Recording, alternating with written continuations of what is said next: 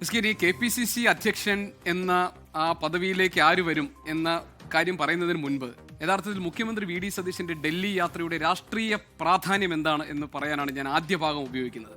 അതിൽ ഈ മുഖ്യമന്ത്രിയാകുന്നതിന് മുൻപ് വി ഡി സതീശൻ ഡൽഹിയിൽ പോയപ്പോൾ നമുക്കറിയാം കേരളത്തിന്റെ മുഖ്യമന്ത്രി ആരാകും എന്ന കാര്യത്തിൽ ആകാംക്ഷയും അനിശ്ചിതത്വം ഒക്കെ നിറഞ്ഞു നിന്ന സമയത്താണ് അദ്ദേഹം ഡൽഹിയിലേക്ക് പോകുന്നത്. പക്ഷേ ഇത്തവണ അദ്ദേഹം അങ്ങനെയല്ല. ഭരണാധിപൻ, കേരളത്തിന്റെ ഭരണത്തിന് നേതൃത്വം കൊടുക്കുന്ന വ്യക്തി എന്ന നിലയിലാണ് അദ്ദേഹം ഡൽഹിയിൽ പോയിരിക്കുന്നത്. അദ്ദേഹം കണ്ടിരിക്കുന്നത് സോണിയാഗാന്ധിയെ, പിന്നീട് മല്ലികാർജ്ജുൻ ഖർഗെയെ, അതിനുശേഷം പിന്നീട് KC വേണുഗോപാലിനെ.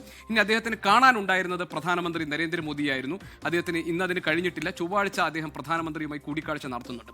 ഈ യാത്രയുടെ ഏറ്റവും വലിയ സവിശേഷത എന്താണെന്ന് വെച്ചാൽ വെറുതെ വി ഡി സതീശൻ ഒരു നന്ദി വാക്ക് പറയാൻ വേണ്ടി പോയതല്ല ഹൈക്കമാൻഡിനെ കാണാൻ എന്നാണ് ഞാൻ കരുതുന്നത്. അതിൽ വി ഡി സതീശന് വ്യക്തമായ ചില രാഷ്ട്രീയ ഉദ്ദേശങ്ങളുണ്ട്. അതിൽ ഏറ്റവും പ്രധാനപ്പെട്ടത് നേരത്തെ ഹാഷ്മി അത് സൂചിപ്പിച്ചു. അതായത് കേരളത്തിലെ ഭരണവും പാർട്ടിയും തമ്മിൽ ഒരു തരത്തിലുമുള്ള അകൽച്ച ഉണ്ടാകാതിരിക്കണം.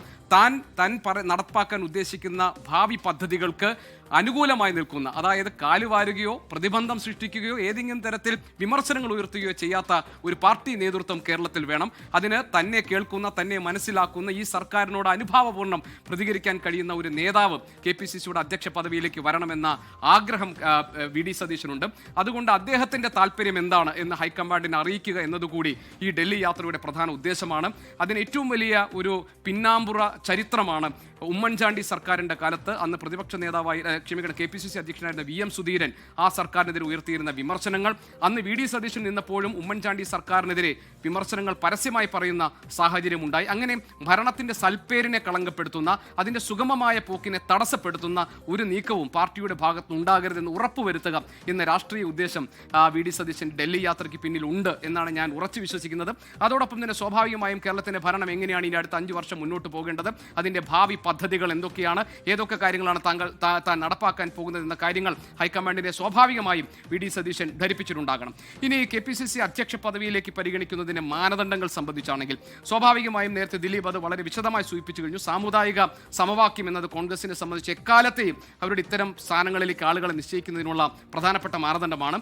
അതിൽ ഒരു നായർ മുഖ്യമന്ത്രി നിൽക്കുന്നു, മുസ്ലിം പ്രാതിനിധ്യം ഉറപ്പാക്കപ്പെട്ടു കഴിഞ്ഞു. അപ്പോൾ ഒരു ക്രൈസ്തവ ഈഴവ പ്രാതിനിധ്യം അവിടെ UDF അധ്യക്ഷൻ എന്ന നിലയിൽ അവിടെ ഉറപ്പായിട്ടുണ്ട്. അതുകൊണ്ട് UDF കൺവീനർ എന്ന നിലയിൽ ഉറപ്പാക്കപ്പെട്ടിട്ടുണ്ട്. അതുകൊണ്ട് ഇനി KPCCയുടെ അധ്യക്ഷ പദവിയിലേക്ക് ഒരു ക്രൈസ്തവ ന്യൂനപക്ഷ വിഭാഗത്തെ പരിഗണിക്കുക എന്നതാണ് കോൺഗ്രസിന് മുന്നിലുള്ള ഇനി അടുത്ത വഴിയെന്ന് പറഞ്ഞത്. അതിൽ യാക്കോബായ സഭയിൽ ഉള്ള A ഗ്രൂപ്പുകാരനായ KC വേണുഗോപാൽ പക്ഷക്കാരനായ ബെന്നി ബെഹനാൻ ആ പദവിയിലേക്ക് വരാനുള്ള സാധ്യത നമുക്ക് തള്ളിക്കളയാൻ കഴിയില്ല. പക്ഷേ താങ്കൾ നേരത്തെ പറഞ്ഞതുപോലെ വളരെ നീണ്ട ഒരു പട്ടിക അവിടെയുണ്ട്. അവിടെ ബെന്നി ബെഹനാൻ മാത്രമല്ല, ജോസഫ് വാഴക്കനുണ്ട്. രമേശ് ചെന്നിത്തല പക്ഷം അതാണ് അദ്ദേഹത്തിന് താല്പര്യം. രമേശ് ചെന്നിത്തലയ്ക്ക് വലിയ താല്പര്യമുണ്ട് ജോസഫ് വാഴക്കൻ അവിടെ കൊണ്ടുവരാൻ. അതുപോലെ കൊടിക്കുന്നിൽ സുരേഷ്, അദ്ദേഹം ദളിതാണ്, അദ്ദേഹം ഒരു അവകാശവാദം ഉന്നയിച്ചിട്ടുണ്ട്. അതുപോലെ ഏറ്റവും ചെറുപ്പക്കാരനായ ഒരാളാണെങ്കിൽ മാത്യു കുഴൽനാടൻ്റെ പേര് അവിടെ പറഞ്ഞു കേൾക്കുന്നുണ്ട്. അതുപോലെ സിറോ മലബാർ സഭയുടെ പ്രതിനിധിയായ ആന്റണിയുടെ പേര് അവിടെ പറഞ്ഞു കേൾക്കുന്നുണ്ട്. ഈവൻ ഷാഫി പറമ്പിലിന്റെ പേര് വരെ വളരെ സജീവമായി പരിഗണിക്കപ്പെടുന്നുണ്ട്. പിന്നെ താങ്കൾ നേരത്തെ പറഞ്ഞതുപോലെ പ്രാദേശിക ലേഖനം അറിയിച്ചതുപോലെ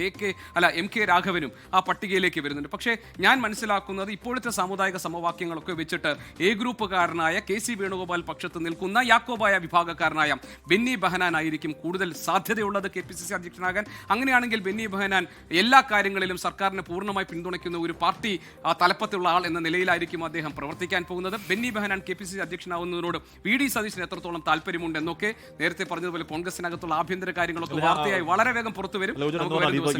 ഈ സർക്കാർ എന്ന് പറഞ്ഞാൽ ഇപ്പൊ ഇനി ഗ്രൂപ്പ് ആണെങ്കിൽ തന്നെയും ഇപ്പൊ KC വേണുഗോപാലിന്റെ പ്രധാനപ്പെട്ട മന്ത്രിമാരൊക്കെ അതിലുണ്ട്. ഈ പറഞ്ഞ പ്രധാനപ്പെട്ട ശക്തരായ പ്രബലരായ ഗ്രൂപ്പിനൊക്കെ സ്റ്റേക്കുള്ള മന്ത്രിസഭയാണ്. അപ്പോൾ ഏതെങ്കിലും ഒരാൾ ഒരു ഗ്രൂപ്പിന്റെ ഭാഗം KPCC അധ്യക്ഷനായിട്ട് വന്ന VM സുധീരനെ പോലെ സർക്കാരിനെ വിമർശിക്കുക, അടിപ്പണി ചെയ്യുക, അടിവലിക്കുക എന്നുള്ളത് എത്രത്തോളം പ്രാക്ടിക്കൽ ആവുമെന്ന് അറിയില്ല. അങ്ങനെ അടിവലിച്ചാൽ ബാധിക്കാവുന്ന എല്ലാ ഗ്രൂപ്പുകളെ ആയിരിക്കും. അതെ, വാഷ്മി പറഞ്ഞതിനും ഒരു കാര്യമുണ്ട്. അതേസമയം നമ്മൾ പേര് പറയാത്ത ചില ആൾക്കാരും പിന്നാമ്പുറത്ത് ചരടുവലികളൊക്കെ നടത്തുന്നുണ്ട് എന്ന് പറയുന്നു. അതിനിടയിൽ ഗോപികിഷൻ, ഈ മാത്യു കുഴൽനാടൻ്റെ കാര്യം വന്നപ്പോൾ ചില ക്വാർട്ടേഴ്സിൽ നിന്ന് ചില സംശയങ്ങൾ വരുന്നത് ഈ ലീഗിനെതിരായിട്ട് അദ്ദേഹം ഒരു അഭിപ്രായ പ്രകടനം നടത്തിയിരുന്നു. അതൊക്കെ അതുകൊണ്ട് തന്നെ ലീഗ് അതിനെ എതിർക്കുമോ? ഞാൻ ഒരാളോട് പറഞ്ഞു, ലീഗിന് അത് തന്നെയാണോ 24 മണിക്കൂർ ജോലി? എല്ലാ കാര്യത്തിലും ജൂനിയറാണ്. മാത്യു കുഴൽനാടനെ KPCC അധ്യക്ഷനാക്കുകയാണെങ്കിൽ കൊടുക്കുന്ന സുരേഷ് ചുമ്മാരിക്കില്ല. അവിടെ കൊടുക്കുന്ന സുരേഷ് അങ്ങേയറ്റം ആഞ്ഞടിക്കും, പൊട്ടിത്തെറിക്കും, പരസ്യബന്ധം ഉറപ്പായും ഉണ്ടാവും. എന്നാൽ താരതമ്യം ഈ നേതാക്കളെ വെച്ച് നോക്കുക, താരതമ്യം ജൂനിയറാണ് മാത്യു. അപ്പോൾ അങ്ങേയറ്റം യുവാക്കളോട് അത്രയധികം പ്രണയവും സ്നേഹവും ഉണ്ടെങ്കിൽ മാത്രമേ മാത്യു ആ പദവിയിലേക്ക് വരൂ. മാത്യു ഒരു സെക്കൻഡ് ഓപ്ഷനാണ്. ഒന്നാം തരം ഓപ്ഷനായി ഈ പറഞ്ഞ എല്ലാ ഘടകങ്ങളും ഒത്തുചേർന്ന ബെന്നി അവിടെ നിൽക്കുമ്പോൾ മാത്യുവിന്റെ പേര് പരിഗണിക്കേണ്ട കാര്യമാണ്. അത് ലീഗിന് പ്രത്യേകിച്ച് കാര്യമുണ്ടോ? ഇല്ല, ലീഗിന് കാര്യമുണ്ടോ? അല്ല, ലീഗ് അതിന് ഇടപെടുത്തില്ല. ലീഗിന് അതിലെങ്കിലും താല്പര്യമില്ല എന്നാണ് ഞാൻ മനസ്സിലാക്കുന്നത്.